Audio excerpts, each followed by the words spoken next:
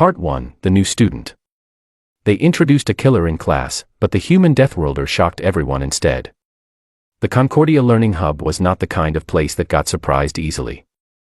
It had been floating in orbit above neutral space for over 200 years, and in that time it had welcomed students from more than 40 different species. It had seen tall students, tiny students, students who breathed methane, students who communicated only through color shifts in their skin. It had seen a lot. Its staff liked to say that nothing on the station was unusual anymore. They were wrong about that, as it turned out, but they did not know it yet. The day Ethan Cole arrived, the Advanced Xenobiology Wing was in the middle of a standard morning lecture. Professor Vale Crick stood at the front of the room, her silver scales catching the light as she moved through a presentation on atmospheric adaptation in deep ocean species. Her students were a mixed group, 4 Chalori with their shining beetle shells and 4 sets of arms each, 2 long-limbed Mirev with their wide eyes and careful movements, a pair of Thorinid students who smelled faintly of copper, and several others from species whose names took time to learn. It was a calm room. It was a focused room. Then the door opened. Professor Vale Cricks paused her presentation. She had been told to expect the new student today, and she had read his file, so she was prepared. Or she believed she was prepared. She gestured toward the front of the room and said, simply, that she would like the class to welcome their newest classmate, Ethan Cole, a human, from the planet Earth. She said it the way she might announce any new student. What happened next was not what she expected from a calm, focused room. Ethan walked in. He was not tall, not particularly broad, and not visually remarkable in any way that the class could identify. He had dark hair, brown eyes, and an easy, relaxed way of moving, as if the room did not concern him at all. He was carrying a bag over one shoulder and a small, worn paper notebook under his arm. He looked at the class, gave a short nod, a human greeting gesture that none of them fully understood, and then he looked around for somewhere to sit. There was one empty chair. It was positioned nearest to the far observation window, which looked out over a straight 600-meter drop to the lower decks of the station. Every other student in the room had left that chair open, instinctively, because sitting that close to a sheer vertical drop with only a pane of reinforced glass between oneself and empty space was not something any of them wanted to do. Ethan walked to it without pausing, set his bag down, pulled out his notebook, and Saturday he looked at Professor Vale Cricks and asked, in a voice that was calm and a little quiet, whether he had missed much. Sivel, a Chalori student in the second row, did not look at the window. Sivel looked at Ethan. Sivel had 4 arms and a brain that had evolved over millions of years to read the body language of other creatures and decide very quickly whether they were safe or dangerous.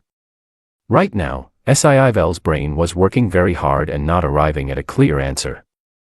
The human had sat down next to a long drop without checking it, without hesitating, without even appearing to notice it. Sivel's threat reading system filed this under unknown and stayed there, which was deeply uncomfortable. Professor Vale Cricks resumed the lecture. Ethan opened his notebook and wrote in it with a small pen. This was also unusual. Most students used digital pads, but it was a minor thing. The class slowly returned its attention to the front of the room. All except Sivel, who kept watching Ethan from the corner of their forward-facing eyes. What Sivel noticed over the next hour was hard to describe but impossible to ignore.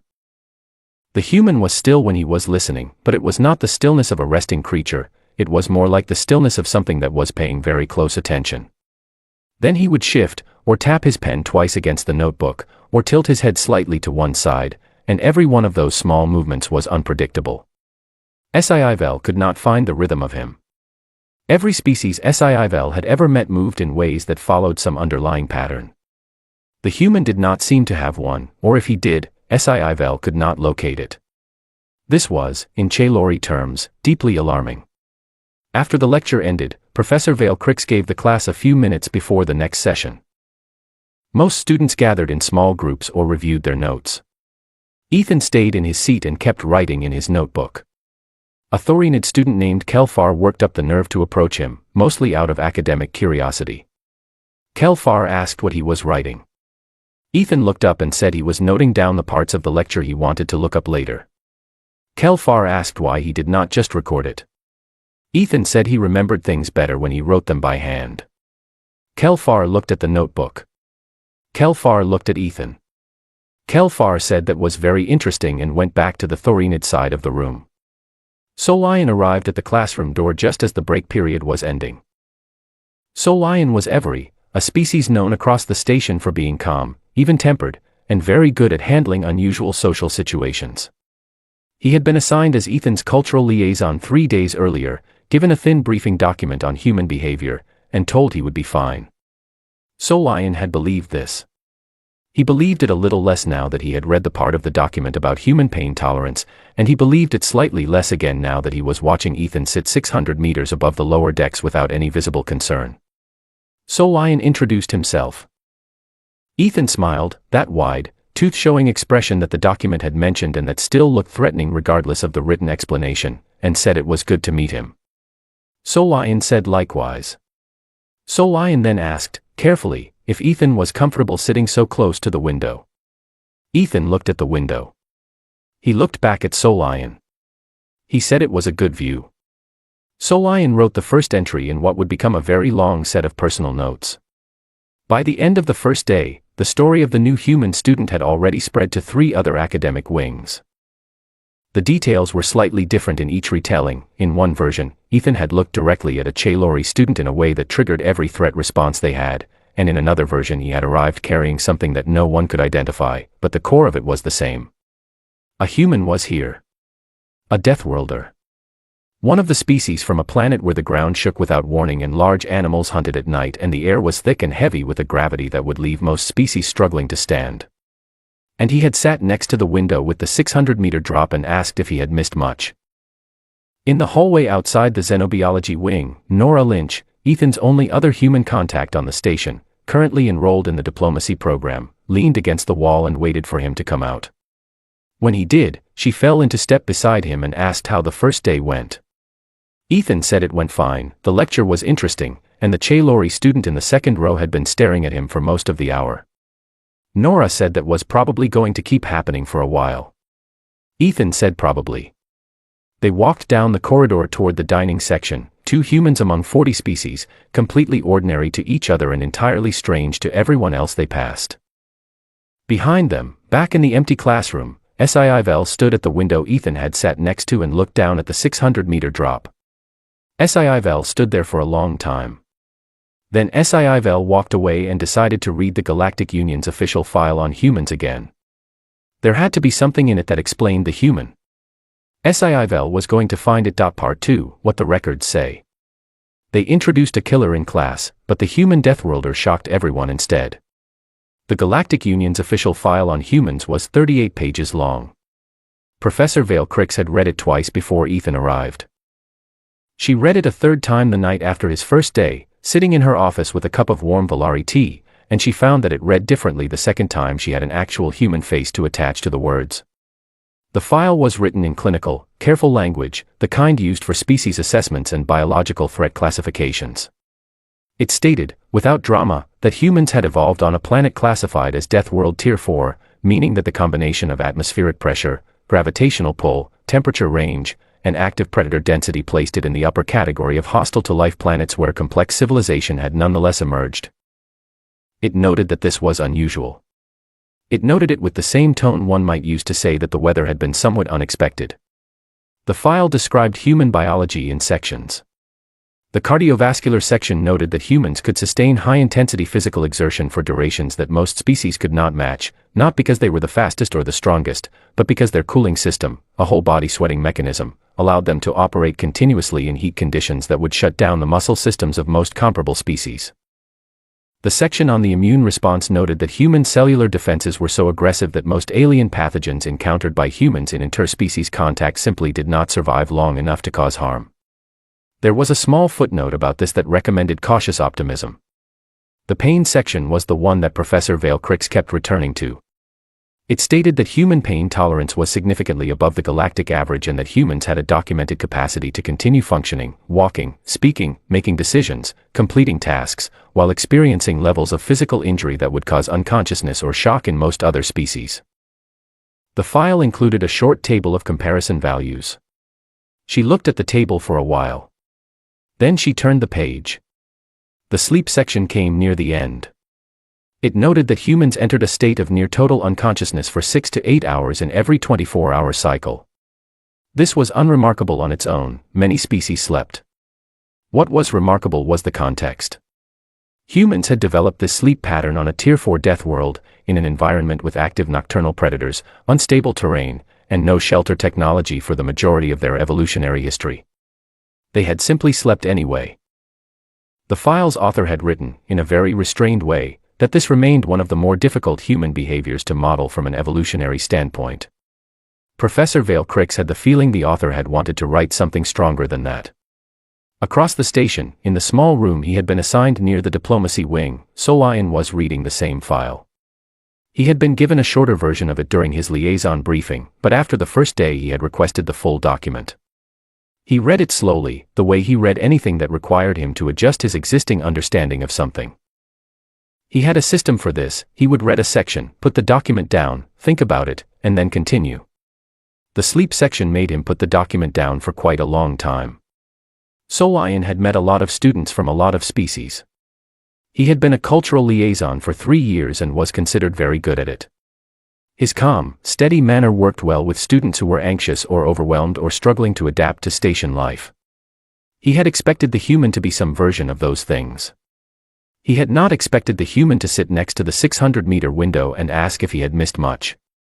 Solian wrote in his notes that he was going to need to revise his approach. In the xenobiology classroom the next morning, Professor Vale Crix decided to do something she did not often do with new students. She called on Ethan directly, in the middle of a lecture on biological threat response systems, and asked him to describe how humans typically reacted to environmental danger. It was a test, of a kind.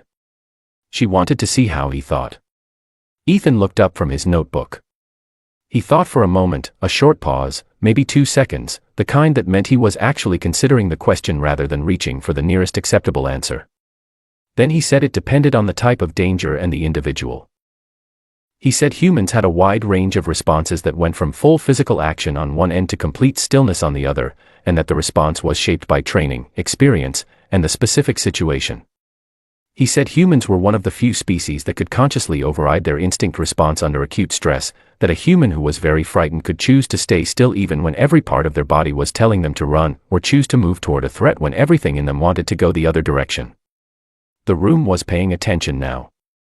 Professor Vale Crix asked him to continue. Ethan said there was one more thing that was a little harder to explain. He said that humans sometimes laughed when they were afraid. The room got quiet in a specific way. A Mirev student near the back asked him to repeat that. Ethan said it again, the same way, without changing the phrasing. He said it was a real response, not controlled, not entirely understood even by humans themselves, a kind of short laughter or grinning that happened under high stress or fear. He said it confused other people sometimes. He said it confused humans sometimes too. Sivel, in the second row, had all 4 arms very still. Sivel had spent the previous evening rereading the species file and had arrived at the conclusion that the most unsettling thing about humans was not any single biological fact but the combination of all of them together, the endurance, the pain tolerance, the sleeping on a dangerous planet, and now this. Laughter under fear. Sivel could not find a framework in which that made sense, and things that did not fit into a framework were the things that troubled Sivel the most. Nora, in her diplomacy seminar across the station, was having her own version of this kind of morning. Her professor, a quiet, careful methane breather from the Gel-Lin cluster, was explaining to the class that human negotiation styles were considered by most galactic standards to be unusually direct, and that this directness was sometimes read as aggression by other species. Nora raised her hand. She said, politely, that she thought there might be a difference between being direct and being aggressive, and that she was not sure the file the professor was using had fully accounted for that difference. She said it with a calm expression and a reasonable tone. The professor looked at her. Every other student in the room looked at her. Nora became aware, slowly, that the expression she was using, a steady, open-eyed look that she intended as attentive, was probably reading as something else to a room full of non-human students who had not yet calibrated to human faces. The professor noted in their file, later, that the human diplomacy student had made a counterpoint with a wide, teeth-showing facial display that lasted for several seconds and that had caused at least 2 students to shift away from her. The professor added a personal note that this was almost certainly not intentional. The professor was right about that. Nora had simply been paying attention. Solion met Ethan outside the xenobiology wing at the end of the day and walked with him to the dining section. He asked how the morning session had gone. Ethan said fine, good actually. The class was starting to ask real questions. Solion asked what he meant by real questions. Ethan said questions that were not just from the file, questions where people were actually curious, not just checking whether the information they already had was correct. Solion looked at him. Solion asked if he found it strange, being studied like this. Ethan said not really. He said people were curious about things they had not seen before, and that was normal, and he was curious about them too. Solion wrote 3 things in his notes that evening. The last one simply said, he pays attention to people. Part 3, the incident in Lab 7. They introduced a killer in class, but the human Deathworlder shocked everyone instead. Lab 7 was considered one of the safer rooms in the advanced xenobiology wing.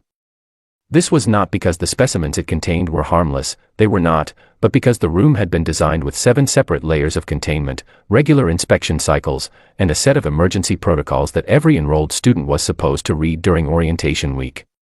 Most students read the summary. A few read the first 3 pages.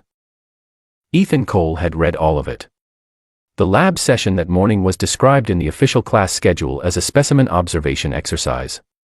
Students would review sealed cases containing biological material from 7 different Deathworld classifications, record their observations, assess the containment ratings, and write analysis reports. Professor Vale Cricks had been clear at the start of the session: nothing was to be opened, nothing was to be touched, and if anything looked wrong, the correct action was to step back and notify the attending instructor. The attending instructor that morning was Dreno SS, a young faculty member from the station's biological sciences department who had been running this lab session for 2 years without incident. The incident started very quietly. About 40 minutes into the session, a microfracture developed in the casing of specimen 4, a sealed container holding biological material from the Braxis Rift, classified as containing type 4 neurotoxic moss. The fracture was small, a hairline crack along the underside of the case where 2 sections of the casing joined. It was not visible from above. What was visible, after another 2 minutes, was a very faint shimmer in the air near the base of the case, a sign that the local atmosphere inside the containment pocket was beginning to mix with the room air through the crack. The station's environmental sensors picked it up at the same moment Dreno SS noticed the shimmer. The soft lockdown alert sounded, not the loud alarm used for major events, but a lower, steadier tone that meant, there is a developing issue, stay calm, follow protocol. Dreno SS immediately did what the protocol said.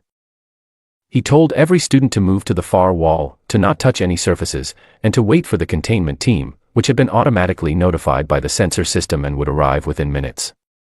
14 students moved to the far wall. The movement was fast, in some cases, very fast, because several of the species in the room had biological threat response systems that were considerably more sensitive than a human's and had already registered something wrong before the alarm sounded. SIIVEL covered the distance in about 1 second and pressed all 4 arms against the wall. 2 Mirev students were already there. Everyone was moving away from specimen 4. Ethan moved toward it. Dreno SS saw him and said his name, sharp and immediate. Ethan did not stop. He moved to the case in about 5 steps, crouched down, and looked at the underside of it. Dreno SS said his name again and told him to get to the wall. Ethan said, without looking up, that there was a manual secondary seal on the underside of the case and that the containment protocol document stated it could stop an early-stage atmospheric seep if engaged within the first 4 minutes of breach. He said they were at approximately 2.5 minutes. He said he would be done in less than 30 seconds. Dreno SS did not respond immediately. This was not because he disagreed, he knew the secondary seal existed, it was in the protocol document, but because no student had ever read that far into the document, and he was processing the information that this one apparently had. Ethan found the secondary seal. It was a small mechanism, flush with the casing, designed to be engaged by hand in exactly this kind of situation. He pressed it in, turned it the way the diagram in the document had shown, and felt it click into place. The shimmer in the air near the base of the case slowed and then stopped. Ethan stood up, wiped his hands on his jacket, and looked at Dreno SS. He asked if someone could log the breach time so the containment team would have accurate data when they arrived. The room was silent.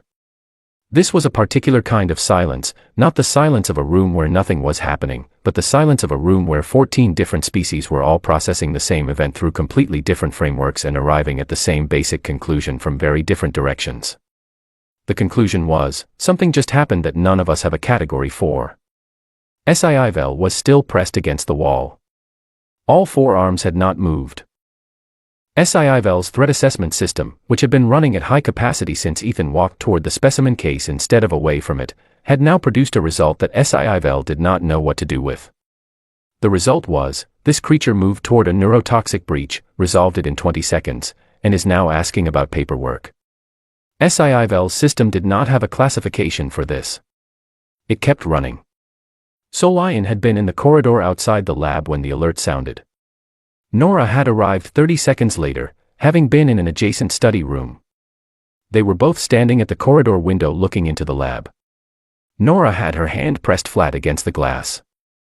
When Ethan looked up from the case and saw her there, she gave him a thumbs up, a human gesture that meant something like, "Good, you're fine, that worked."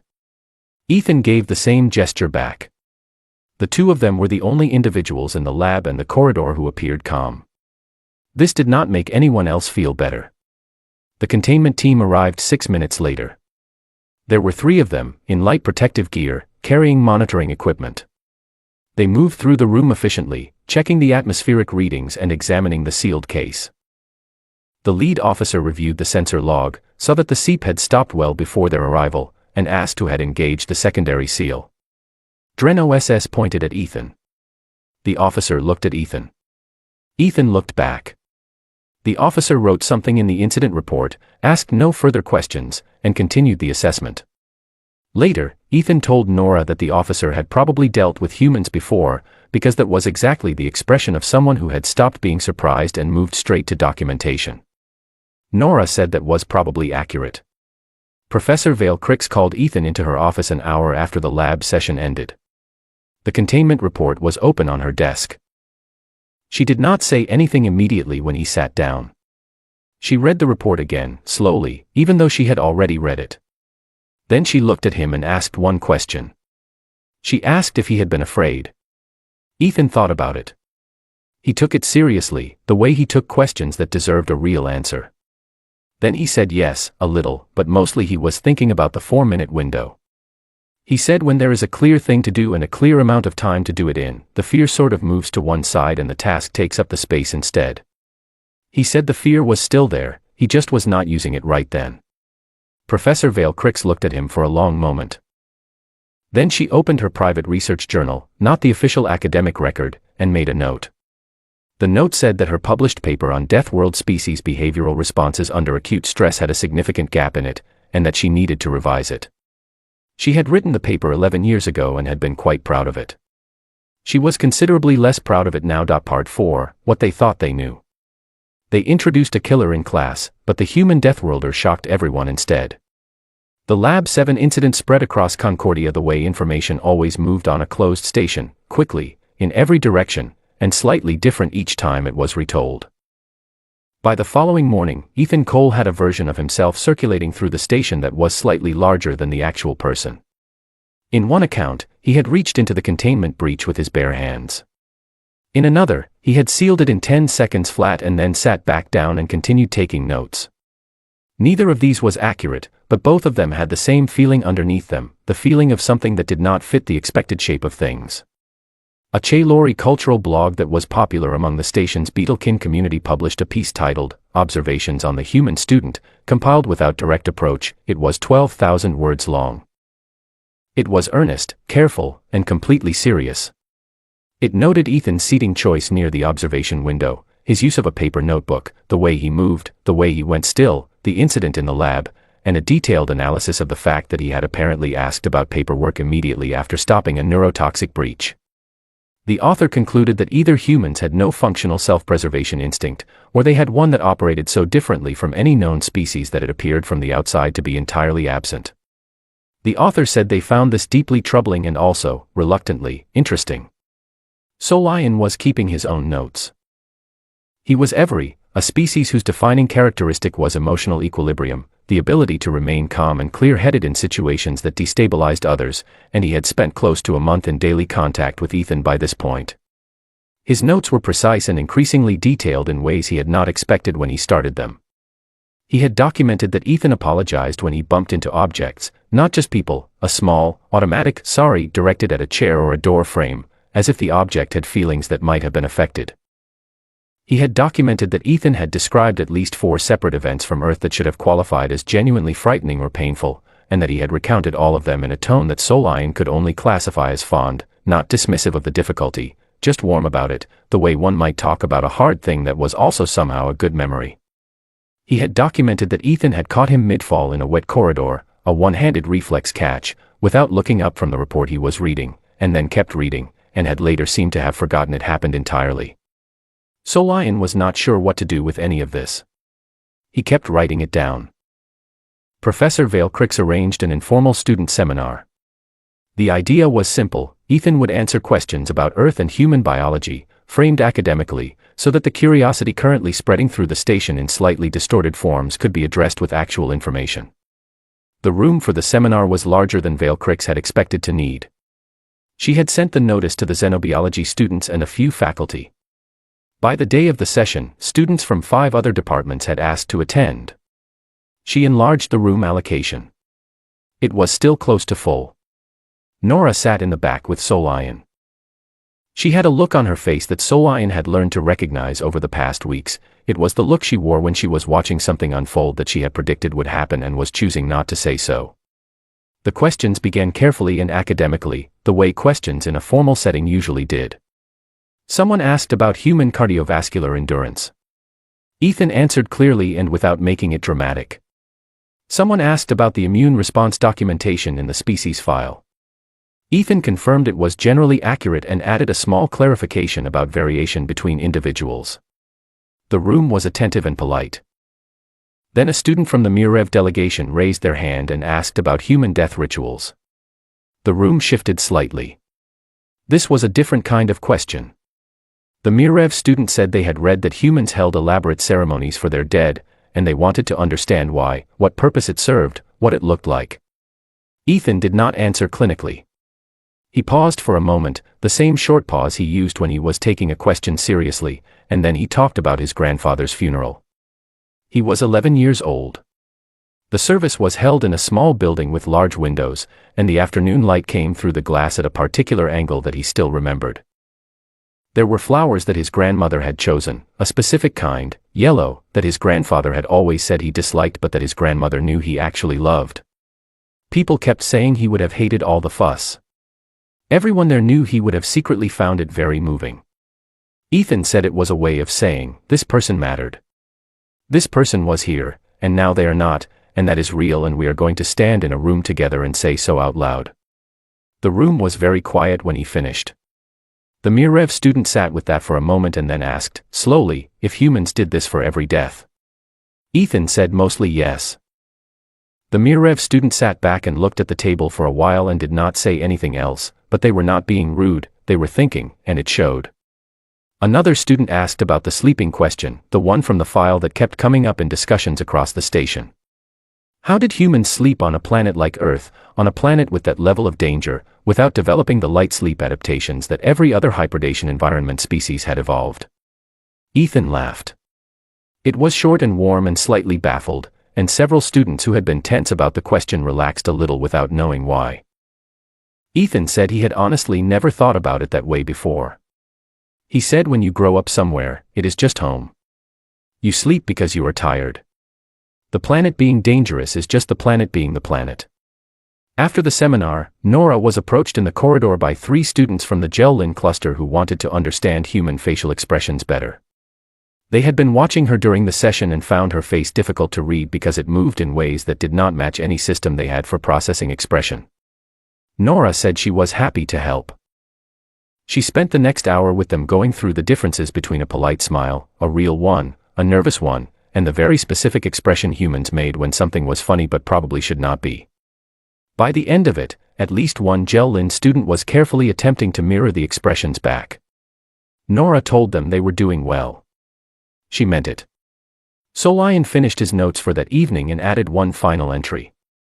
He had spent a month now watching Ethan, talking with him, walking with him through the corridors, eating meals near him, and reading the file on humans 3 more times. And he had finally found the thing, the actual thing, that made humans produce the particular kind of unease that Solion had been trying to name since the first day. It was not the strength. It was not the pain tolerance. It was not the death world biology or the immune system or the sleep pattern or any of the individual facts in the file. It was this: humans were simultaneously the most openly vulnerable species Solion had ever observed and the most unbothered by their own vulnerability. They named their fear. They named their grief. They talked about hard things in warm voices. And then they kept going, not because they had resolved the hard thing, but because moving forward and feeling the hard thing were, for humans, not opposites. They did both at once. Every other species Solion had known either masked distress or was stopped by it.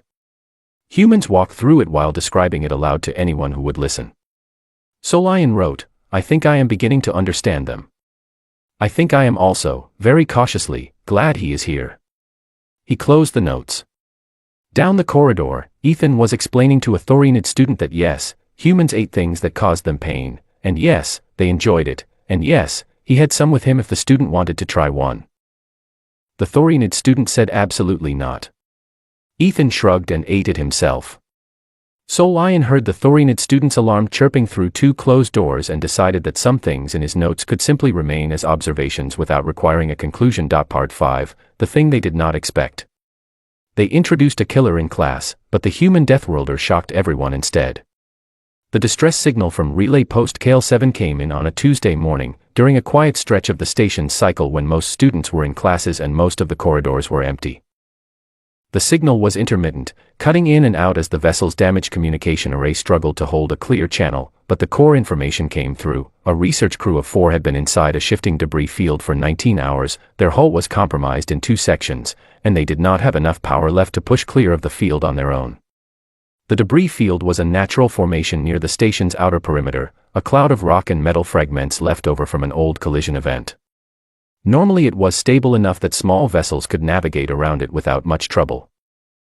But a gravitational shift in the area had set parts of the field moving in new patterns over the past week, and KL7 had been caught inside before anyone had updated the navigation warnings. The station's emergency coordinator, a Quillari named Daxon, had been in the control hub when the signal came in. He had pulled up the field data immediately and started working the problem. Ethan and Nora had been in the adjacent research wing when the emergency tone sounded through the corridor. They were not supposed to be in the control hub. There was no reason for them to go there. They went anyway, the way people do when something serious is happening nearby and the pull of it is stronger than the instruction to stay back. They stood at the edge of the room, out of the way, and watched. The control hub was organized and efficient in the way that emergency operations tended to be when run by someone who had been doing it for a long time. Daxon had 8 limbs and used several of them simultaneously, directing staff, reviewing the field data, communicating with the recovery team that was already being deployed. The recovery vessel was prepped and ready. The problem was the navigation. The debris field was moving in patterns that the automated NAV system was having difficulty modeling in real time. The system kept flagging the same approach corridors as too variable, which left the recovery team with routes that were longer and slower than the window allowed. Ethan stood at the edge of the room and watched the main display. The display showed the debris field as a 3-dimensional model, updated every 30 seconds from the station's external sensors. The fragments were mapped as points of light, moving in clusters, the larger ones slow and the smaller ones faster. Ethan watched the update cycle. He watched the pattern in the smaller fragments, the way they moved relative to the larger ones, the way the movement repeated with slight variations, the way the eastern edge of the field showed a consistent rotational pull that the larger western fragments did not show.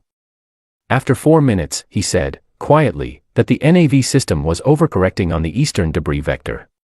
He said it was weighting the larger fragments and the smaller ones equally, and the smaller ones were moving faster because of a rotational drift that had started roughly 6 hours ago based on the trajectory data shown on the display. He said there was a corridor through the eastern section that the system had flagged as too variable, but that the variability was patterned, it followed the drift cycle, and if you timed the entry to the cycle, the corridor was consistent enough to fly. Several people in the room turned around. Daxon turned around. Ethan was standing at the edge of the room with his notebook under his arm, looking at the display. Daxon asked him how he had identified the drift pattern. Ethan said he had been watching the fragment positions update since he walked in and the cycle showed up clearly in the eastern cluster. He said he could map it on the secondary screen using the basic modeling tools if that would help. He said it would take about 8 minutes. Daxon looked at him for 3 full seconds. Daxon had been doing emergency coordination for 30 years. He had excellent instincts, built from long experience, and right now those instincts were telling him that the person at the edge of the room had seen something real. Daxon said, "Do it." Ethan moved to the secondary screen. The basic modeling tools were not the advanced systems the emergency crew was using, they were general purpose, available to any station occupant for standard navigation reference. Ethan used them the way someone used whatever was available, without wishing for better tools, without explaining that the tools were limited. He worked steadily and did not rush. Nora stood nearby and said nothing. Solion, who had arrived in the corridor outside and was watching through the door, also said nothing. The room gave Ethan the 8 minutes. The map he produced identified the stable corridor through the eastern section of the debris field. It was narrow. It required entering at a specific point in the drift cycle. It was not the kind of approach an automated system would flag as safe, because automated systems weighted certainty and this was a pattern, not a certainty.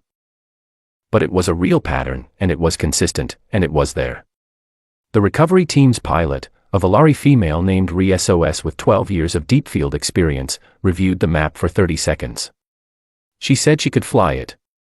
The recovery team launched. The extraction took 11 minutes. All 4 crew members of Kale 7 were brought back to the station. They were tired, dehydrated, and very relieved. None of them were seriously hurt. Afterward, in the corridor outside the control hub, Daxon came to find Ethan. Nora was with him. Daxon asked Ethan where he had learned debris field drift analysis. Ethan said he had not, exactly. He said he had grown up near a ranch in New Mexico, a dry, open place, and had spent a lot of time as a kid watching weather move across flat land and watching how animals moved in a herd, how the small ones at the edges moved faster and changed direction more than the large ones in the middle, and how if you watched long enough, the pattern of the small ones told you where everything was going before it got there. He said debris fields were not that different from that, if you watched them long enough. He said he could be wrong. He said he might have gotten lucky. Daxon was quiet for a moment. Then he said Ethan was not wrong. Ethan nodded. Daxon nodded. Nora looked at the ceiling briefly with an expression that meant she was being very controlled about something. Then Daxon did something that took a moment to understand if you did not know Quillari customs. He lowered his forward-facing limbs and inclined his crest, a formal gesture, used in Quillari culture for individuals who had done something of real value to the community. It was not casual. It was the kind of gesture a person made when they meant it completely. Ethan did not know Quillari customs. He responded the way he responded to formal moments when he did not know the specific form, by instinct, and by trying to meet the gesture with something genuine. He held out his hand. Daxon looked at the hand. Ethan said, simply, that it was a human greeting gesture, an offer to connect. Daxon considered this. Then Daxon took Ethan's hand in one of his own and they shook. It was brief. It was slightly awkward in the way that 2 very different forms of courtesy always were when they met in the middle. It was entirely sincere. Nora decided this was the best thing she had seen since arriving on the station. The last scene was a regular morning, weeks later. No incidents, no crises, no alarms. Professor Vale Crix's xenobiology class was in session, and the room looked almost the same as it had on the first day Ethan arrived, almost, but not quite. Ethan sat in the same seat by the observation window, the one with the long drop below it. Solion sat in the back row now, not because he was enrolled in the class but because no one had told him to stop coming and he had decided not to raise the question. Nora was auditing it. She called it professional development. Vel sat closer to Ethan than on the first day, not right beside him, but closer, in a way that had shifted gradually and without announcement over the weeks. Professor Vale Crix asked a question about adaptive behavior under environmental pressure. Ethan gave a careful, detailed answer, The kind the class had learned to listen for because the small things he noticed were always worth hearing. When he finished, Sivel, without prompting, without being called on, added a follow-up observation that built directly on what Ethan had said. It was the first time Sivel had done this. Ethan looked over at them. Sivel did not look back, but all four of their arms were in the position that meant, in Chalori body language, something close to, I see you, and I am not afraid. Professor Vale Crick saw it. She made a note in her private journal. She did not write about threat ratings or biological classifications. She wrote that she had begun this term believing she understood Deathworld species reasonably well, and that she now believed she had been measuring the wrong thing entirely. She had been measuring what made them hard to kill. She had missed what made them worth knowing. Ethan Cole had been on the station for 1 semester. He had sealed a neurotoxic breach, mapped a debris corridor that saved 4 lives, eaten something that made a Thorinid student scream, and somewhere along the way had become a person that Sivel built on in academic conversation. None of this had been planned. All of it had been, in its way, entirely natural. Outside the classroom window, the stars moved slowly past as the station turned in its orbit. The debris field near the outer perimeter was calm again. In Lab 7, repaired and quiet, the specimen cases sat in their rows under steady lights. The secondary seal on Case 4 had been polished at some point after the incident. No one had noted it in any official record. It was simply cleaner than the rest, and it caught the light a little differently, and if you knew to look for it, you could see that someone had taken care with it.